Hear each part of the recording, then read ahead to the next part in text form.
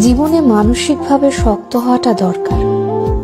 আপনার ভেতরটা যতই নরম হোক না কেন, বাইরে বোঝাতে হবে আপনি একজন শক্ত মানুষ। শক্ত হতে না পারলে আপনাকে প্রতিনিয়ত ঠকতে হবে। নিজের ভেতর আত্মসম্মান বোধ, ইগো কিংবা মূল্যবোধ থাকা উচিত। খেয়াল করলে দেখবেন যারা ঠকে যায় তারা বরাবরই নরম মনের মানুষ। শক্ত মনের কাউকে মানুষ ঠকাতে পারে না।